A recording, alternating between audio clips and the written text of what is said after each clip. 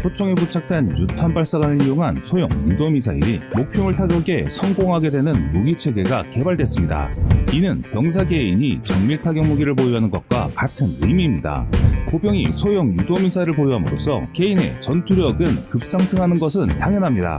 한국처럼 육군이 강세인 국가에서 보병용 소형 유도미사일을 보유해서 보병분대나 소대 단위의 구성으로 기갑 차량을 파괴할 수 있게 된다면 그 파괴력은 상상 이상일 것입니다. 그런 혁신적인 무기를 한국이 개발했습니다. 2015년 10월 레이시온사는 3년간 남모텔리사와 함께 탄도 및 추진체계를 개발해왔습니다. 패트리어트 미사일 등으로 잘 알려진 세계 1위 미사일 제조업체인 레이시온은 M320과 강화 유탄 발사 모듈, EJLM 등을 통해 발사할 수 있는 40mm 정밀 유도미사일인 파이크의 시험 발사에 성공했습니다. 파이크는 병사 한 명이 유탄 발사기를 통해 사격하거나 2인 1조로 사수와 표적지 시병으로 나눠 최대 사거리 2km 이내 목표물을 정밀 타격할 수 있는 무기입니다. 파이크가 목표물에 타격되면 반경 10m 범위에 걸쳐 치명적인 효과를 낼 수 있습니다. 이 유도폭탄은 발사 후 2.5에서 3m를 콜드런칭으로 날아오른 뒤 로켓 점화를 통해 추진력을 얻는데요. 이로 인해 연기가 거의 발생하지 않아 적에 노출될 확률이 줄어드는 것이 특징입니다. 파이크는 전체 길이가 42.7cm, 무게 770g에 불과합니다. 반면 M320을 이용해 발사한 저속탄이라고 하는 유탄의 최대 사거리가 400m이며 유효 사거리를 따지면 120m에 불과하다는 점을 감안하면 압도적인 성능입니다. 또한 무게도 1kg 미만으로 휴대가 간편한데요. 이 때문에 개인이 수발 이상 휴대가 가능하고 목표는 고정 목표나 속도가 빠르지 않은 저속 목표물에 적합한 것으로 알려져 있습니다. 반면 유탄 발사기 중 가장 많이 보급된 M203에 바로 적용할 수 없으며 개조 부품이 필요합니다. 이 제품은 레이저 유도 방식을 이용해 느리게 움직이는 대상이나 중거리 목표물을 겨냥한 보병무기입니다. 파이크는 기존 전장에 존재하던 어떤 휴대무기로도 본 적이 없는 휴대성과 정밀한 사거리를 지니고 있다고 밝히고 있습니다. 그런데 이런 제품을 한국이 미국 다음으로 개발에 성공했습니다. 하지만 미국과는 다른 개발 배경이 눈길을 끌고 있는데요. 한국의 40mm 유도미사일 개발 배경은 참으로 복잡합니다.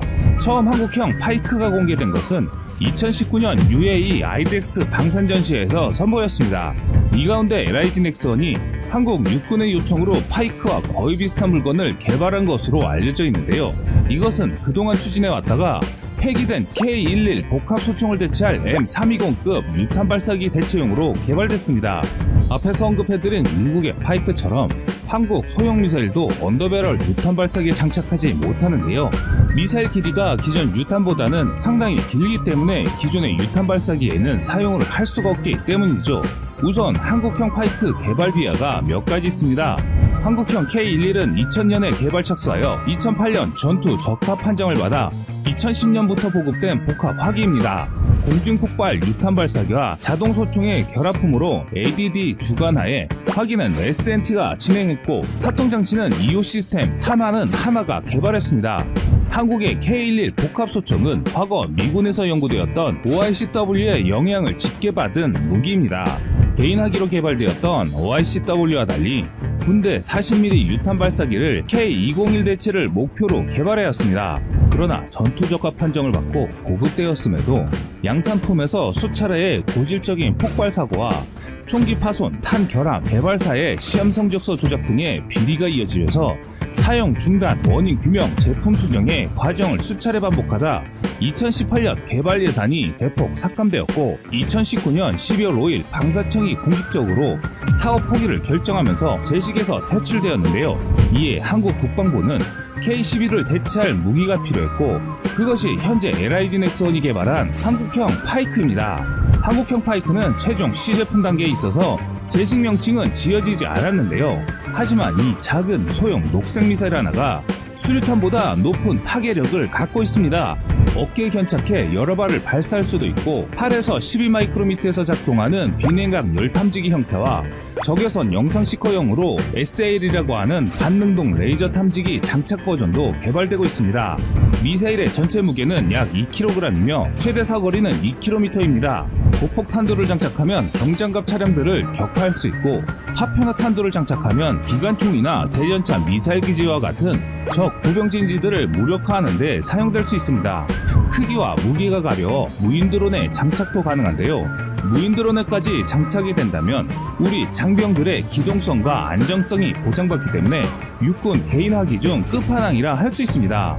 한국형 파이크는 비냉각형 연령상 장비를 탑재하여 적외선 영상을 포착해 유도를 하는 방식인데, 이는 사수가 표적을 계속 유도하지 않는 발사 후 망각 방식으로 사수의 생존성을 높였으며 또한 명중률도 높습니다.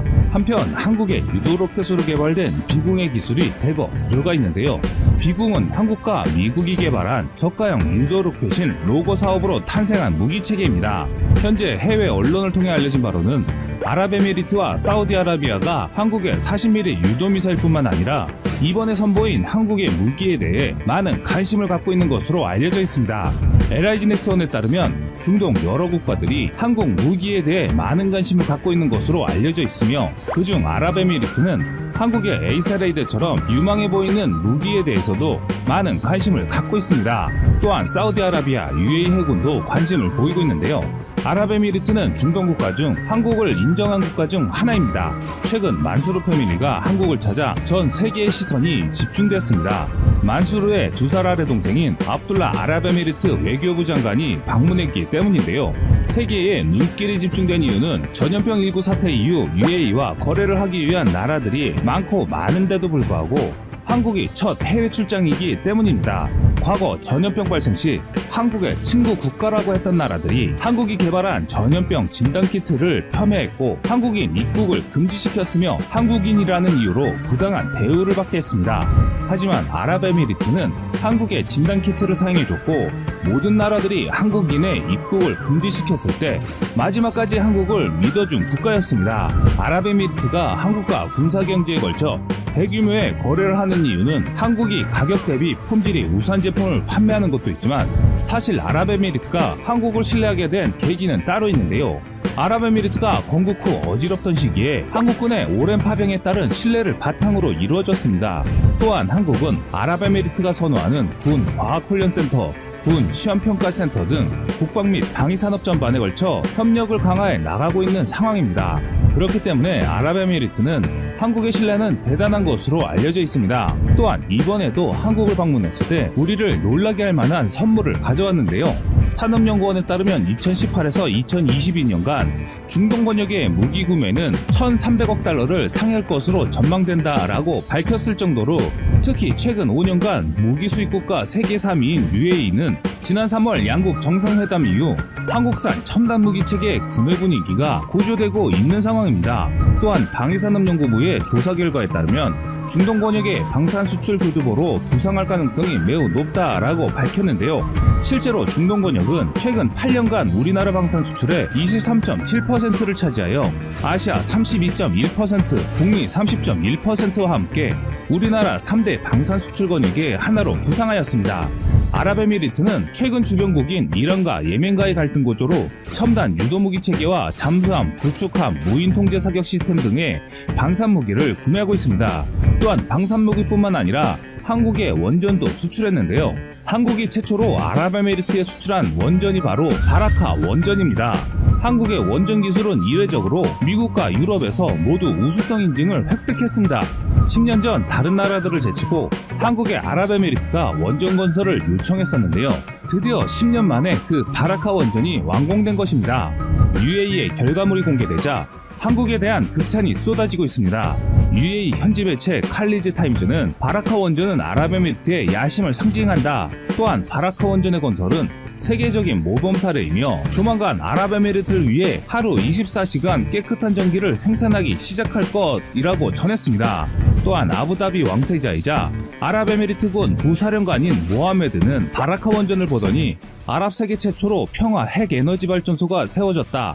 덕분에 아랍에미리트가 아랍 세계 최초의 핵 운영국이 됐으며 아랍에미리트는 역사적으로 중요한 프로젝트다. 이 놀라운 업적이 자랑스럽다라고 밝혔으며 UAE와 한국 사이의 전략적 파트너십과 특히 원자력 분야의 협력은 감사한 일이다라며 한국에 대해 극찬을 아끼지 않았습니다. 아랍에미리트가 바라카 원전 건설을 위해 한국에 지불한 금액은 186억 달러입니다. 우리 돈으로 22조 원입니다. 그런데 이뿐만이 아니라 원전의 운영과 관리도 한국에게 요청했습니다. 이는 원전 건설보다 더 큰 의미가 있습니다. 원전 운영과 관리로 받을 수 있는 금액은 무려 494억 달러로 하나 59조 원에 육박합니다. 실제 바라카 원전이 임박한 단계까지 순조롭게 진행되면서 원전 관리 운영 경험이 있는 프랑스나 다른 나라의 운영 관리 권한을 주지 않고 한국에게 모든 것을 맡겼는데요. 또한 UAE는 유독 한국의 기술을 사랑합니다. 2009년 12월 UAE로 원전 수출에 성공한 한국은 2010년 4월부터 6개월 동안 군사 비밀정보보호 약정 정보보안 교류협정 양해각서, 군사교육 및 훈련 분야 협력 양해각서, 방산 및 군수협력 양해각서를 체결했습니다. 이 협정은 2급 비밀로 비공개 상태인데요. UAE는 아크 부대 파병 이후 한국 무기를 대거 구매를 시작해 지속적으로 양국은 규모를 늘려가고 있는 상황입니다. 이렇게 국가 간 신뢰로 보답한 아랍에미리트는 향후 한국의 큰 손으로 거듭날 것으로 알려지고 있습니다. 지금까지 세상의 모든 군사무기를 얘기하는 꺼리튜브였습니다. 시청해주셔서 감사합니다. 구독과 좋아요, 알람 설정은 좋은 영상을 만드는데 많은 힘이 됩니다. 드디어 대한민국이 해냈습니다. 한국형 전투기의 눈이 처음으로 공개된 것인데요. 방사청은 지난 7일 하나시스템 용인종합연구소에서 국내 기술로 개발된 능동 전자주사식 위상배열 레이더 시제품 출고식을 개최했습니다. 하나시스템은 A사 레이더 제작사죠. A사 레이더는 잠자리 눈처럼 생긴 소자 천여 개로 구성됐는데요. 소자 하나하나가 작은 레이더 역할을 하죠. 동시에 여러 개의 적 목표물을 실시간으로 식별할 수 있습니다. 국산 A사 레이더 는 한국형 전투기 KF-X에 탑재할 핵심 장비인데요. 당초 스텔스 전투기인 F-35A를 사온 대가로 미국의 방산기업인 록히드 마틴이 이 기술을 넘겨주기로 했었습니다. 그러나 미국 정부가 제동을 걸어 2016년부터 자체 개발에 나설 수밖에 없었죠. 때문에 해외로부터 기술 지원 없이 국내 개발은 불가능할 것이라고 걱정했었는데요. A사 레이더는 현재 미국을 비롯한 10여 개국에서만 개발에 성공했습니다. 이에 대해 특히 KF-X의 성공을 바라지 않는 주변국의 반응은 놀라운 일색입니다. 일본 매체의 한국 F-35 및 F-16V 성능에 앞서는 국산 A사 레이더 정식 출하라는 제야의 기사와 네티즌 반응을 먼저 살펴보겠습니다. 한국의 하나시스템이 개발하던 차세대 전투기 KF-X에 탑재될 국산 A사 레이더 프로토콜 타입이 7일 정식 출하됐다. 차세대 전투기 KF-X에 탑재될 국산 A사 레이더 개발은 한국의 하나시스템이 맡았으며 성능 검증에는 이스라엘 방산업체 엘타 시스템스가 협력하고 있으며 여러 차례 검증을 거쳐 하나시스템이 개발한 액티브 페이즈드 어레이 안테나 부분의 성능이 요구 성능을 충족한다고 엘타 시스템스가 인정했다. 이번에 출하된 프로토타입의 국산 A사 레이더는 약 1088개의 송수신 모듈이 포함되어 있지만 2023년까지 송수신 모듈의 수는 20% 증가할 예정이므로 최종적인 안테나 부분의 성능은 F-35가 탑재하는 AN/APG-81이나 F-16V가 탑재하는 AN/APG-83을 상회할 것으로 기대되고 있다. 이스라엘에서 열린 성능 검증 테스트에 참가한 해외 방산업체로부터 하나시스템이 개발한 국산 액티브 페이즈드 어레이 안테나 부분의 수출에 관한 타진을 받아 현재 검토 중이라고 한국 언론은 전했다. 아마 성능 검증 테스트에 참가한 해외의 방위산업 기업이란 액티브 페이즈드 어레이 안테나 부분의 성능 검증이나 ELM2052 백엔드 부분의 제공을 협력하고 있는 이스라엘의 엘타 시스템즈나 레이더의 제어 소프트웨어 개발에 협력하고 있는 스웨덴의 서브의 어느 쪽일 것이다. 현재 상기의 내용을 부정하는 요소나 증언은 없고 뭐니 해도 A사 레이더의 개발 경험이 있는 이스라엘의 엘타 시스템즈가 요구 성능을 만족한다라고 인정하고 있으므로 KF-X에 탑재되는 액티브 페이즈 어레이 안테나의 부분의 성능은 실용 레벨에 이르고 있을 것이다. 나머지 사브가 개발에 협력하고 있는 레이더의 제어 소프트웨어에 따라 국산 A사 레이더의 성능이 결정되겠지만 역시 경험 많은 사브가 협력하고 있기 때문에 KF-X에 탑재되는 국산 A사 레이더의 성능은 실용 수준에 머물 가능성이 높다고 할 수 있다. 이를테면 한 한국 언론은 국가과학연구소의 연구원 말을 인용해 해외 방위산업체가 한국이 개발한 안테나 부분의 성능이 좋아 자신들의 소프트웨어를 담아 해외 수출을 함께 하자고 했는데 직접 소프트웨어까지 개발해 해외 수출 수출을 하겠다고 보도해 분위기가 들떠있는 것 같다. 단지 레이더 본체의 성능을 살리든 죽이든 레더의 설계나 소재 선택, 복수의 동일 레이더를 근거리에서 동시 사용했을 경우에 발생하는 상호 간섭 문제 등 실제 기기로의 삽입 과정에서 생기는 문제와 시간이 걸리는 작업이 기다리고 있으므로 이러한 작업을 소홀히 하면 F-35 수준 이상이 되기 어려울 수도 있다. 때문에 KF-X가 완성되기 전까지는 실제 실력은 미지수지만 A사 레이더를 개발하는 최대 난관을 넘었다는 점만은 인정하지 않을 수 없다. 한마디로 일본 언론도 대한민국의 성공에 대해 놀라워하고 인정하는 모습인데요. 자, 이번엔 일본 네티즌의 반응을 살펴볼까요? 적성국가의 군사력 향상으로 일본으로서도 매우 우려할 만한 사태다. 누더기 투성이인 KF-X로는 F-3의 발밑에도 미치지 못한다고 할까? 영광의 K2 전차와 마찬가지로 완성될 수 없을 것이다. 일본은 전투기용 A사 레이더를 모두 국산화하고 있다. 심지어 1990년대, 한국은 2020년대가 되어도 안테나 소자와 전원부만 국산할 수 있으니 확실히 일본이 앞선다. 한국이 드디어 핵심 기술 분야에서도 세계 최고로 올라서는 징표다. 핵심 기술을 수입에 의존할 수밖에 없는 일본은 한심하다는 한마디다. 비싼 돈 내고 블랙박스 더미에 막혀 핵심 기술을 하나도 못 찾는 일본과 독자 개발 세계 1위 한국, 왜 차이가 나는지 자만심 때문인가 환경 차이인가? 일본은 F2 때 이후로 결함 A사 레이더밖에 개발하지 못했는데 한국은 갑자기 세계 수준을 돌파하다니 이것은 민족 우수성 차이인가? F-16V 이상 F-35와 동등하다는 것은 굉장하군. F2의 JAPG-2가 F-16 블록 52 어드밴스의 약간 뒤질 정도의 성능과 군사 연구로 해설되었지만 그것을 크게 상회하는 성능이라는 말이 되네. 한국의 ADD를 통해 엘타 시스템스와 서브 기술이 외국으로 유출될 것이 뻔하다. 한국은 기술에서 뒤처질 뿐만 아니라 기술 지원을 해준 외국에 피해만 주는 최악의 나라다. 부끄럽고 한심스러운 나라다. 자, 일본 네티즌도 부러움 반, 질투 반, 시기 반으로 대한민국의 성공을 인정하는 경우도 있고 시기심에 비아냥거리는 경우도 있었습니다. 자, 그럼 이번에 대한민국이 개발에 성공한 A사 레이더는 도대체 어떤 것이길래 이런 반응이 나오는 것일까요? 착수 4년 만에 개발된 A사 레이더는 내년 상반기에 출고할 한국형 전투기 CJ 1호기에 탑재돼 지상 및 비행 시험을 거칠 예정인데요. 방사청과 ADD, 하나 시스템 측은 2017년과 2018년 두 차례 지상 시험 점검을 통해 A사 레이더의 기술 성숙도를 확인했는데요. 지난해는 국내외에 입증 시제의 비행 시험도 거쳤죠. 체제 통합, 지상 시험, 비행 시험 등을 통과하면 2026년에 체계 개발을 완료한다는 게 방사청의 목표입니다. 개발된 A사 레이더의 탐지 거리와 관련해 공식 발표된 내용은 없지만 복수의 외신과 국내 언론에 따르면 탐지 거리는 최대 200km에 이르는 것으로 알려졌습니다. 현장에서 발표한 A사 레이더는 넓이 70cm, 두께 25cm의 크기로 팔각형에 가까운 모습이었는데요. ADD 측은 보안 때문에 A사 레이더의 내부 모습을 공개하지 않았습니다. 레이더 내부 소자의 모습이나 간격들이 공개될 경우 타국의 전문가들이 그 성능 및 구성을 계산할 수 있기 때문이죠.